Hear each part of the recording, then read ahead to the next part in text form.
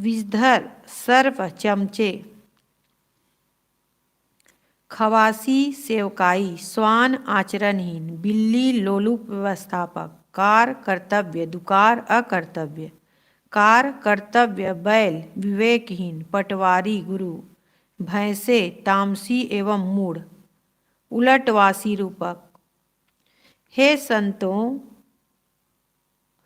सत्य बात कहने पर जगत के लोग मारने दौड़ते हैं, परंतु चुप रहने से कैसे कल्याण होगा। शब्दों पर तो कोई विचार नहीं करता। पुत्र ने पहले जन्म लिया, पीछे पिता का जन्म हुआ। पिता और पुत्र की एक ही नारी है, इस आश्चर्य को कोई समझे। मेढक टीकाधारी राजा बन गया, विषधर सर्प उसकी सेवा करने लगा। बेचारे कुत्ते ने अपनी पूंछ से पृथ्वी को ढक दिया। बिल्ली घर में दासी बनकर सेवकाई करने लगी।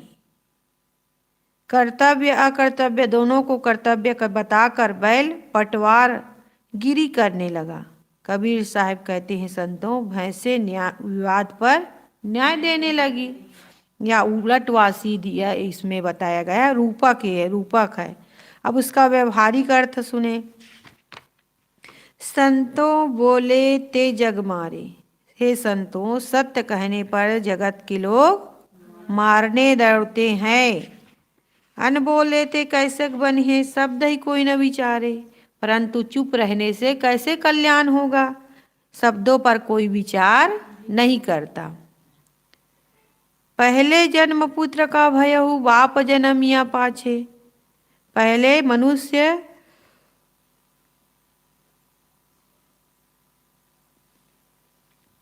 पुत्र के रूप में जन्म लेता है, वही पीछे कभी पिता बनता है। यदि उसने पुत्रत्व का पाठ अच्छा अदा किया है तो आगे चलकर वह अच्छा पिता बनेगा।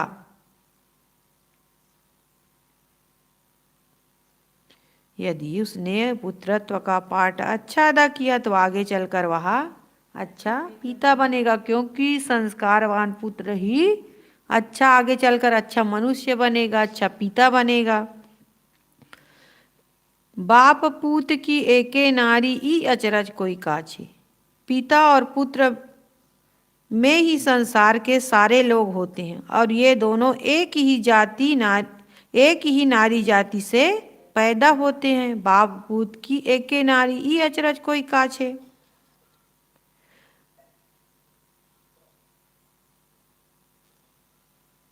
पिता और पुत्र में ही संसार के सारे लोग होते हैं, और ये दोनों एक ही नारी जाति से पैदा होते हैं। अतएव यदि नारी का सुधार हो जाए, वह सुसंस्कारी हो जाए, तो मानो सारे संसार का सुधार हो जाए।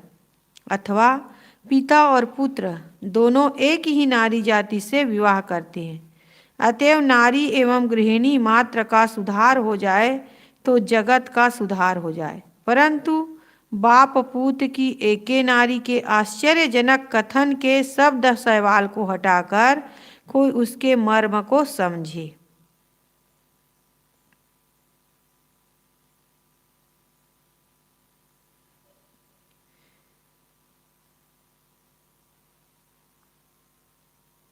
दुंदुर राजा टीका बैठे विषहर करे खवासी।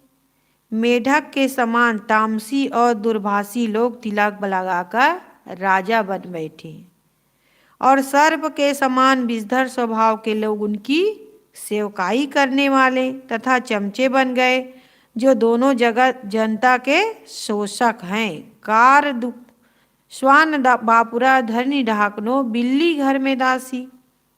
कुत्ते बेचारे अपनी पूंछ से अपने गुप्तांग को नहीं ढक पाते हैं, फिर यदि पूरी पृथ्वी को ढकने का उपक्रम करे तो यह हास्यपद ही है। वैसे जो लोग अपने ही आचरण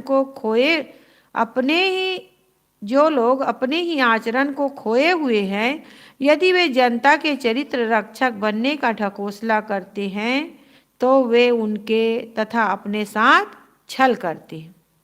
जिसका अपना ही चरित्र ठीक नहीं, तो दूसरे के चरित्र की रक्षा कैसे करेगा? वो मात्र ढकोसला कर रहा है। बिल्ली घर में दासी बन जाए तो वह घर के सभी खाद्य पदार्थों पर दिन भर मुंह मारती फिरेगी। बिल्ली अगर घर की क्या बन जाए? दासी बन जाए तो वह घर के सभी खाद्य पदार्थों पर दिन भर मुंह मारती फिरेगी। सदगुरु कहते हैं बिल्ली की तरह लोलुप वृत्ति वाले व्यवस्थापक बन गए हैं। अतएव जनता के कल्याण के लिए राजकोष से मिले हुए धन का बहुत हिस्सा बीच में ही घटक जाते हैं। कार दुकार कार करे आगे, बैल करे पटवारी। पटवारी जमीन की जांच पड़ताल कर उसका कागज में लेखा जोखा रखता है। इसी प्रकार धर्माचार्य एवं गुरु लोग जनता के धर्म की जांच पड़ताल कर उन्हें धर्म की व्यवस्था देने वाले होते हैं। ये आजकल के अधिकतम धर्माचार्य और गुरु रूपी पटवारी बैल के समान विवेक विहीन है और ये कर्तव्य तथा अकर्तव्य दोनों को कर्तव्य बताकर गुरुवाई करते हैं और लोगों को गलत व्यवस्था देते हैं। सदगुरु कहते हैं कि हे संतों, भैंसे के समान तामसी एवं मूढ़ प्रवृत्ति के लोग धर्म के क्षेत्र में न्यायाधीश बनकर निर्णय देने का हास्यास्पद कार्य करते हैं। सदगुरु कबीर ने अपने जीवन काल के समाज की समसामयिक स्थिति का यहाँ सुंदर चित्रण किया है, जिसमें कुछ हिस्सा तो आज भी ज्यों का त्यों लागू होता है और कुछ हिस्सा थोड़ा रूप बदलकर लागू होता है। कबीर साहब उलटवासी कहने में प्रवीण है। संसार के कवियों में शायद जितनी उलटवासी किसी ने ना कही हो। संसार के कवियों में उनकी जितनी उलटवासी किसी ने नहीं कही। उलटवासी कहकर वे कथन में एक मनोरमता ले आते हैं और कथन के शुरू में ही अपने श्रोताओं एवं पाठकों को चौंकाकर उन्हें उत्साहित कर देते हैं। इसी शब्द में देखिए, संतों बोले ते जग मारे, अन बोले ते कैसे बने हैं, शब्द ही कोई न विचारे। ये पंक्तियां कितनी रोचक, चौंकाने वाली तथा कटु सत्य कथन करने की संभावना प्रकट करने वाली है। फिर तो इसके आगे उनकी उलटवासियां चल पड़ती हैं, जो शब्द के अंत तक जाती हैं, जो अर्थ समझने में सीधी चुभने वाली और मन को मथने वाली है। उनकी पहली बात है, पहले जन्म पुत्र का भयहु बाप जनमिया पाछे, अर्थात पुत्र ने पहले जन्म लिया, उसके बाद पिता ने जन्म लिया। यह बात कोई कहेगा तो सुनने वाला मारने दौड़ेगा ही, परंतु जब वह इन शब्दों का मर्म समझ जाएगा तब उनकी वाणी पर रिझ जाएगा। किसी को जब बच्चा पैदा होता है तब लोग यही कहते हैं कि अमुक के घर में अमुक को पुत्र हुआ है।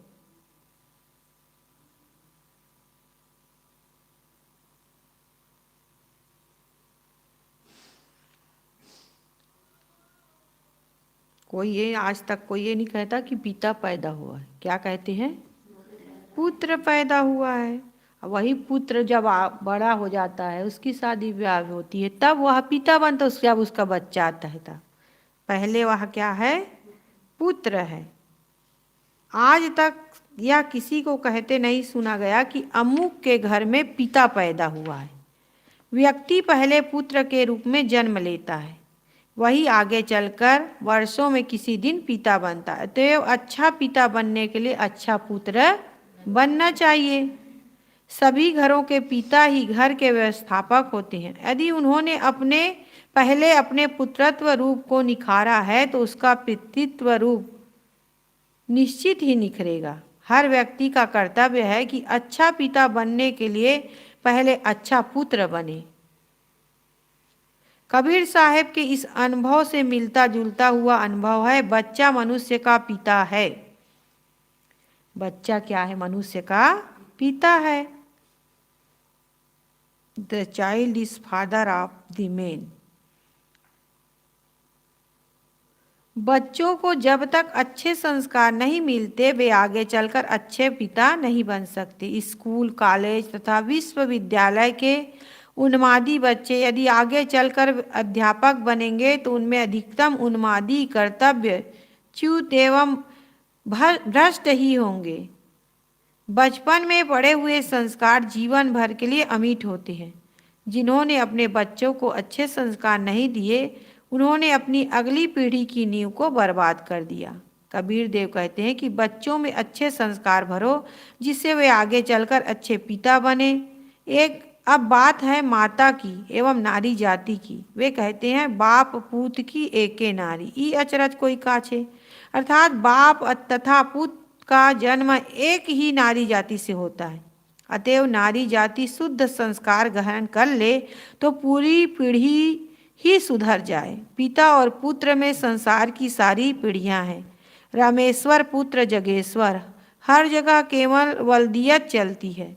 संसार के सभी मनुष्य पिता पुत्र में आ जाते हैं। अतएव सद्गुरु कहते हैं कि बाप तथा पुत्र एक ही नारी जाति से पैदा होते हैं। नारी सांचा है, सांचा ठीक है तो ईंट ठीक होगी, और यदि सांचा टेढ़ा होगा तो ईंट टेढ़ी होगी। हर मनुष्य अपने आरंभिक रूप में माता के पेट में 9 महीने निवास करता है। गर्भकाल में माता का खाना गर्भस्थ शिशु का खाना है। माता का पीना उसका पीना है, माता का सांस लेना उसका सांस लेना है, और माता का संस्कार ग्रहण करना उसका संस्कार ग्रहण करना है। इसलिए कहा जाता है गर्भवती नारी को बहुत सावधानी से रहना चाहिए। उसका खाना पीना, पढ़ना, जीवन व्यवहार तथा सारी क्रियाएं बड़ी पवित्र होनी चाहिए। बच्चा पैदा होने के बाद भी माता की ही गोद में पलता है। जब वह खेलता तथा पढ़ता है तब भी माता के ही संरक्षण में रहता है। माता के दिए हुए संस्कार ही बच्चों में जीवन भर के लिए घर बना लेते हैं। माता का कितना महान उत्तरदायित्व है और उसका संतान के ऊपर, या कहना चाहिए पूरे समाज के ऊपर, कितना बड़ा उपकार है, यह बात सोचते ही बनती है। इसलिए पिता से भी माता का स्थान ऊंचा है। यह नीतिवान लोग कहते हैं। नीतिमान कहते हैं कि यदि माता पिता साथ साथ बैठे हो तो पहले माता को नमस्कार करो।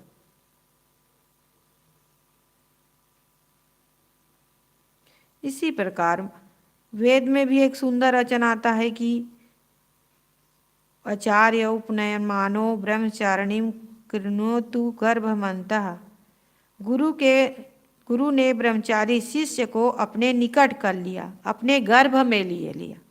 माँ शिशु को अपने गर्भ में लेकर अपने अंगों से पालती है, वैसे गुरु शिष्य को अपनी शरण में लेकर उसका आध्यात्मिक पालन करता है। तो माता पिता साथ में बैठे हो तो किसका पहले नमस्कार करना चाहिए? माता का, बाद में पिता का। सीता तब राम, माता तब पिता, यहाँ तक कि प्रकृति तब पुरुष। लोग बांस की फट्टी का ढांचा बनाकर उसमें पैरा भर देते हैं, ऊपर से मिट्टी, मिट्टी के ऊपर रंग रोगन, पश्चात कपड़ा पहनाकर एक नारी का रूप खड़ा कर देते हैं। तब उसे कहते हैं कि यह जगदम्बा है। मनुष्य ने ही उसे बनाया, वह केवल जड़ ठाठ है, वह एक चूहिया भी नहीं पैदा कर सकती। वह जगदम्बा कैसे हो गई? जगदम्बा, जगत की माता, ये नारियां हैं जो जीती जागती है। इन्हीं से जगत के लोग पैदा होते हैं, इन्हीं से सबको संस्कार मिलते हैं। अच्छे संस्कार मिलने पर अगली पीढ़ी अच्छी होती है, बुरे संस्कार मिलने पर अगली पीढ़ी बुरी होती है। अतएव इन माताओं की बहुत बड़ी जिम्मेदारी है कि अपनी संतानों को अच्छी शिक्षा दे, उन्हें अपने पवित्र आचरणों से अच्छे संस्कार दे। इसके लिए नारियों की भी अच्छी शिक्षा होनी चाहिए। जगदम्बा कौन है? जगत की माता कौन है? ये नारियां ही जगदम्बा है, असली जगदम्बा। वो जगदम्बा जिसकी हम पूजा करते हैं उसका निर्माण कौन करता है? मनुष्य स्वयं करता है। लेकिन वो ना तो ना तो वो हमें आशीर्वाद दे सकती है, ना ही अपनी मक्खी हटा सकती है। जहाँ ज़्यादा दूर कहाँ जाओगे, नहीं। चोर मूर्तियों से उनके गहने कपड़े सब चुरा के ले जाते हैं, मूर्तियां ही उठा के ले जाते हैं। नहीं, कीमती कीमती मूर्तियां रहती हैं जो धातु की, उनको उठा के ले जाते हैं, बेच देते हैं। तब वो कुछ नहीं कर सकती तो आपका कैसे करेगी बताओ। नहीं तो वहीं पकड़ लेती उसका हाथ चोर का। तो जगदम्बा, असली जगदम्बा कौन है? ये जगत की माता, ये नारियां हैं जो जीती जागती जगदम्बा है। इन्हीं से जगत के लोग पैदा होते हैं, इन्हीं से सबको संस्कार मिलते हैं। अच्छे संस्कार नहीं मिलने पर अगली पीढ़ी अच्छी होती है, बुरे संस्कार मिलने पर अगली पीढ़ी बुरी होती है। अतएव इन माताओं की बहुत बड़ी जिम्मेदारी है, ये अपनी संतानों को अच्छी अच्छी शिक्षा दे, उन्हें अपने पवित्र आचरणों से अच्छे संस्कार दे। इनके लिए नारियों की भी अच्छी शिक्षा होनी चाहिए। जब वो शिक्षित होंगी, वो संस्कारी होंगी, तभी तो अपने बच्चों को, आने वाली पीढ़ी का निर्माण जो होगा उसका निर्माण अच्छे से होगा। आप माँ बाप तो लोग बन जाते हैं, लेकिन बच्चे को कैसे रहना है, कैसे शब्दों का प्रयोग करना है, उसके साथ कैसे व्यवहार कर, ये सब जानते ही नहीं हैं। बच्चे को जन्म देना बहादुरी का काम नहीं है, उसको अच्छे संस्कार देना। धन के मालिक तो सब बना देते हैं, लेकिन अच्छे संस्कारों के मालिक कोई कोई माँ बाप ही बना सकते, क्योंकि संस्कार ही तो नींव है। और नींव मजबूत तो मकान मजबूत। इसी प्रकार बचपन में बच्चे के संस्कार की नींव मजबूत है तो उसका आगे का जीवन अच्छा बन जाता है।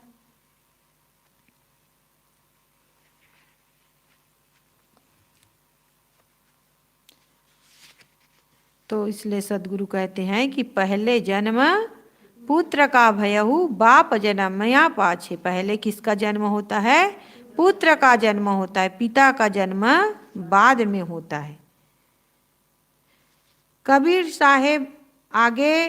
साहेब समसामयिक राजाओं का भी चित्र खींचते हैं। दुंदुर राजा टीका बैठे विषहर करे खवासी।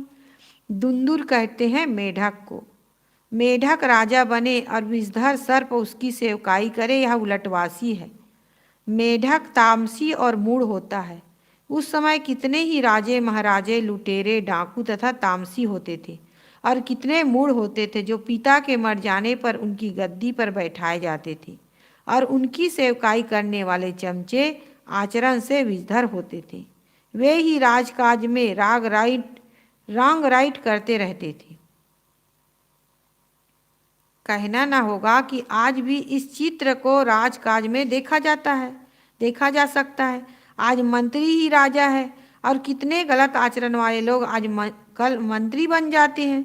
कितने तो शिक्षित भी नहीं होते, पढ़े लिखे नहीं होते, एक अक्षर नहीं जानते, ऐसे ऐसे लोग मंत्री बन जाते। ऐसे लोगों के लिए विगत 15वीं शताब्दी में कहा हुआ कबीर साहब का यह वचन है, दुंदुर राजा टीका बैठे, आज भी वैसे ही सटीक है जैसे उस समय था। विषहर करे खवासी, तो आज के लिए पूर्ववत पूर्णतः चरितार्थ होता है। पूर्व के राजाओं के चाटुकार विषधर चमचे आज के मंत्रियों के शरण में चले गए हैं। स्वान बापुरा धरिन ढाकनो, कुत्ते बेचारे ने ढक्कन रख दिया है। कुत्ते बेचारे ने ढक्कन रख दिया। कुत्ता अपने गुप्तांग को अपनी पूंछ से नहीं ढक पाता, परंतु अपनी पूंछ से सबकी इज्जत ढाकने का ढोंग करने लगा है। यह भी व्यंग भरी उलटवासी है। जो कुत्ता अपनी इज्जत नहीं ढक पाता, वह यदि सारे संसार की इज्जत बचाने वाला बने, अर्थात संसार का चरित्र रक्षक बने, तो हास्यास्पद ही है। इसी प्रकार जो राजनेता तथा शासक अपने चरित्र को खोए हुए हैं, वे यदि जनता के चरित्र रक्षक, चरित्र निर्देशक एवं आचरण संहिता के निर्माता है, तो मानव की चरित्र नाव संसार सागर में डूबना ही है। स्वयं चरित्रहीन व्यक्ति दूसरे की चरित्र रक्षा नहीं कर सकता। जिसने स्वयं को खो दिया है, वह दूसरे को क्या तृप्ति दे सकेगा? बिल्ली घर में दासी, यह भी व्यंग है। बिल्ली हर खाद्य वस्तु पर मुख मारना चाहती है। बिल्ली की लोलुपता जगत प्रसिद्ध है, और वह यदि घर की दासी एवं व्यवस्थापिका बन जाए तो क्या पूछना। फिर तो उसका राजे है सबको। उसको बाहर उसको बाहर हो जाएगी। कबीर साहब के ज़माने में ऐसा रहा होगा, परंतु आज तो नज़रों नज़र देखते हैं कि सरकार के प्राय हर विभाग रूपी घर में बिल्ली दासी बनी हुई है। लोलुप लोग व्यवस्थापक बने हुए, स्कूली बच्चों के जलपान के लिए आई हुई सामग्री भी विभागी लोग चुरा लेते हैं।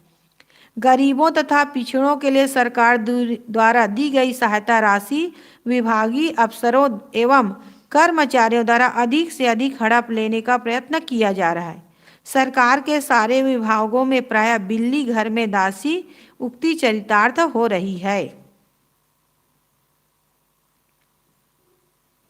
आज हर विभाग, छोटे से चपरासी से लेकर बड़े, सब जगह भ्रष्टाचार, हर जगह भाई एकदम।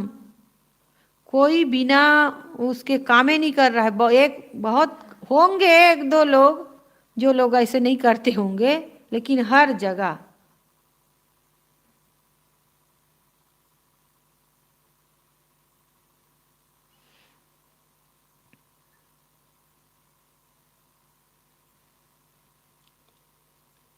संसार के सारे विभागों में प्राय बिल्ली घर में दासी उक्त चरितार्थ हो रही। हर विभाग के व्यवस्थापक गण लोलू बिल्ली बने दूसरे के हक और जनता की खुराक हड़प रहे हैं।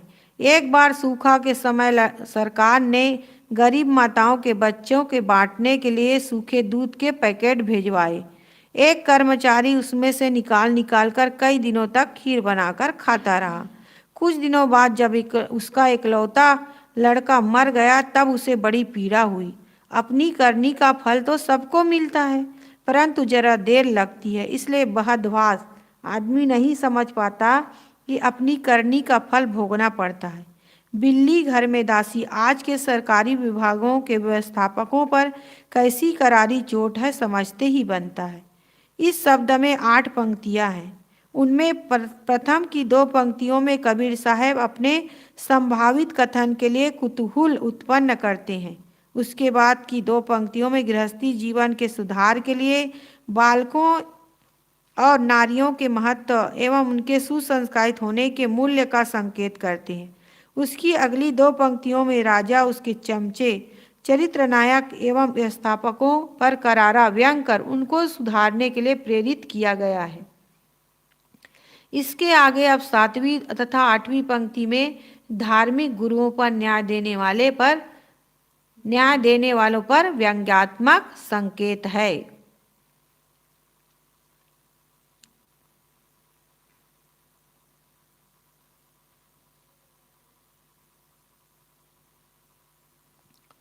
कार दुकार कार करी आगे, बैल करे पटवारी। बैल विवेकहीन के लिए व्यंजना है। बैल किसके लिए व्यंजना है? विवेकहीन के लिए। पटवारी धर्माचार्यों एवं गुरुओं के लिए है, जो धार्मिक जांच पड़ताल करते हैं। कबीर साहब कहते हैं कि आजकल कितने धर्माचार्य एवं गुरु हैं जो विवेकहीन और दूसरों के धर्म के अनुशासता बने हैं। वे अपने धार्मिक समाज तथा शिष्यों को कर्तव्य तथा अकर्तव्य दोनों को कर्तव्य बताते हैं। कितने ऐसे गुरु एवं धर्माचार्य हैं जिनके यहाँ खाद्य सब खाद्य है, भोग योग सब बराबर है, उसके लिए ना कुछ विधि है ना निषेध। बहुत बड़े समाज को अपनी ओर प्रभावित करने के लिए क्या क्या हथकंडे नहीं अपनाए जाते। जिनके उपदेश में करने योग्य कर्म तथा न करने योग्य कर्म सभी करने योग्य है, उनके उपदेश से जनता की क्या दशा होगी यह सहज समझा जा सकता है। कहें कबीर सुनो हो संतो, भैंसे न्याय निबेरी। भैंसे तामसी एवं मूढ़ जीव होते हैं। रास्ते में बैल जा रहे हो, उन्हें एक बार हाँक दो तो वे फरफरा कर भागते हुए आगे बढ़ जाएंगे। परंतु रास्ते में भैंसे चल रहे हो, उन्हें डांटो और डंडे भी मारो तो भी वे टस से मस नहीं होंगे। गाय के बछड़े पैदा होते ही उछलने तथा कूदने लगते हैं और भैंस के पड़वे खड़े खड़े ऊँघते रहते हैं। अतएव भैंसे तामसी, भद्दे एवं मूढ़ होते हैं।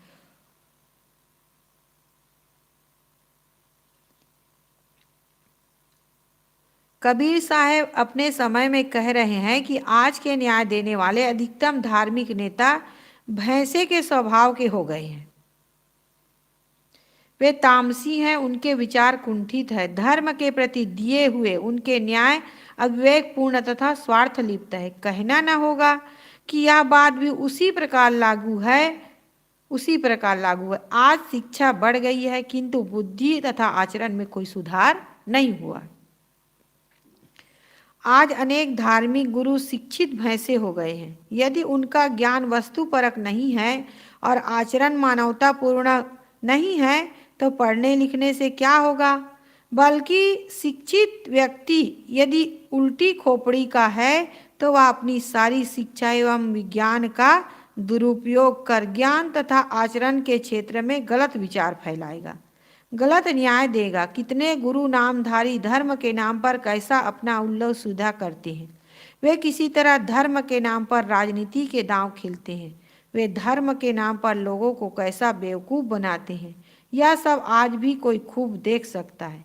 कबीर साहब की व्यंग्यात्मक भाषा में यह सब भैंसे न्याय निबेर रहे, तामसी बुद्धि वाले अपने जजमेंट दे रहे हैं। इस प्रकार पूरा शब्द व्यंग तथा उलटवासी से भरा है और मानव समाज के हर पहलू के लिए प्रभावी प्रेरणा है। इसमें आध्यात्मिक गुरुदेव जी आध्यात्मिक भावार्थ भी दिए हैं कि हे संतों, सत्य कहने से लोग मारने दौड़ते हैं, लेकिन चुप रहने से कैसे काम बनेगा? कोई शब्दों पर विचार नहीं करता। पहले पुत्र का जन्म हुआ, तब पीछे बाप ने जन्म लिया, अर्थात पहले मनुष्य जन्म लेता है, तब पीछे वह ईश्वर की कल्पना करता है। पहले कौन जन्म लेता है? और इसमें आध्यात्मिक अर्थ क्या बताए हैं?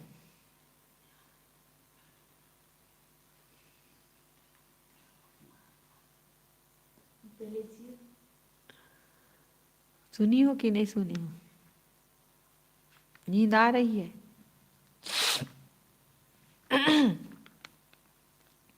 पहले मनुष्य जन्म लेता है और बाद में तुम्हारा मन कहाँ गया था? है? कहीं नहीं तो कैसे नहीं सुनी हो? पहले मनुष्य जन्म लेता है, फिर पीछे तब वह ईश्वर की कल्पना करता है। मनुष्य ही तो ईश्वर का जन्म देता है, इसलिए जितने मनुष्य उतने प्रकार की ईश्वर की कल्पना है। जितने मनुष्य उतने प्रकार की ईश्वर की कल्पना है। इस आश्चर्यजनक और बाप तथा पूत दोनों के लिए एक ही माया रूपी नारी बंधन बनती है। इस आश्चर्यजनक स्थिति का कोई बिरला ही निवारण करता है, अर्थात कोई बिरला ही माया का त्याग कर जीव का कल्याण करता है। अविवेक ही धुंधुर राजा है, जो मनुष्य के हृदय रूपी राज सिंहासन पर आसीन है। उसकी सेवा में काम, क्रोध, लोभ आदि विषधर सर्प है। दंभ कुत्ता है, जो अपनी चतुरता की पूंछ से अपनी बुराइयों को ढकने के प्रयत्न में रहता है, परंतु वह कभी नहीं ढकती। बुराइयां तो प्रकट होती ही हैं। विषयाशक्ति एवं लोलुपता रूपी बिल्ली हृदय रूपी घर में दासी बनकर बैठी है, जो सब समय भोगों का स्मरण कराती तथा भोगों पर झपट्टा मारती रहती है। अज्ञान रूपी बैल कर्तव्य अकर्तव्य सब कुछ को कर्तव्य बताकर पटवारगिरी कर रहा है, अर्थात हृदय में विधि निषेध रहित अज्ञान एवं भ्रष्टता का साम्राज्य है। सद्गुरु कहते हैं कि हे संतो, मनुष्यों के हृदय में तामसी बुद्धि रूपी भैंसे न्याय दे रही हैं, अर्थात मनुष्य की निर्णय देने वाली बुद्धि तामसी हो गई है। इसलिए जीवन के सारे ज्ञान एवं कर्तव्य उलझे हुए तथा मानव के लिए दुखदायी हो गए हैं। इस प्रकार सद्गुरु कहते हैं कि यदि युक्त बातें लोगों से कही जाए तो वे नाखुश होते हैं, परंतु बिना कहे लोगों का कल्याण नहीं होगा। अतएव कहना है सत्य कहो, खुश हो चाहे रूठे। लेकिन सत्य कहने पर हर कोई क्या हो जाता है, जो जाग नहीं जाता है, रूठ जाता है, नाराज हो जाता है, शिकायत करता है। किसी को कल्याण की बात बताओ तो गलत उसका अर्थ लगा देता है, नहीं। इसलिए ऐसे फिर मन ऐसे हो जाता है कि कभी किसी को कुछ मत करो, अपना सुधार करो। लेकिन समाज में रहो तो समाज में कहना भी पड़ता है। गलत हो रहा है, गलत देख रहे हैं, गलत आदत है, गलत स्वभाव है, तो सद्गुरु इस शब्द में उलटवासी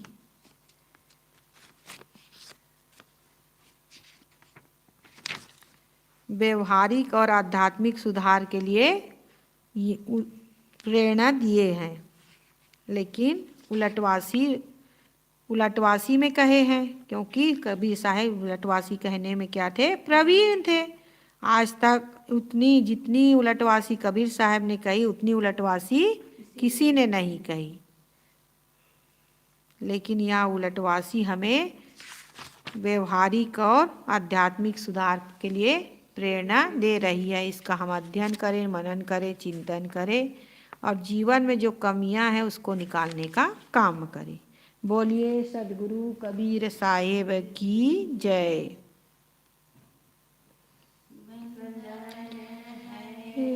गुरुदेव तुमको वंदन है, गुरुदेव जाल के फंदा भारी, काल जाल के फंदा भारी, परखल खायो भेव तुम, परखल खायो भेव तुमको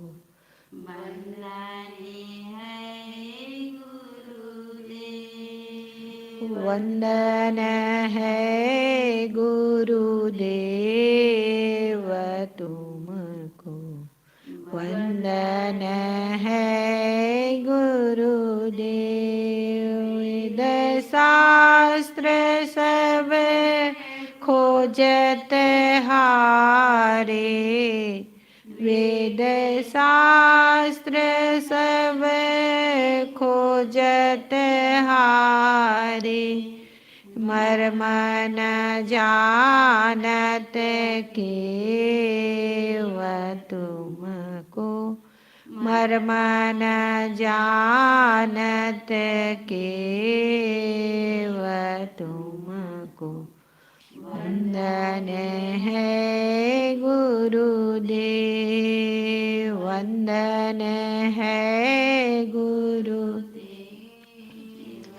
तुमको वंदन है, गुरुदेव। गुरु समान और को दाता, गुरु समान और को दाता, ताकि करिए सेवा तुमको, ताकि करिए सेवा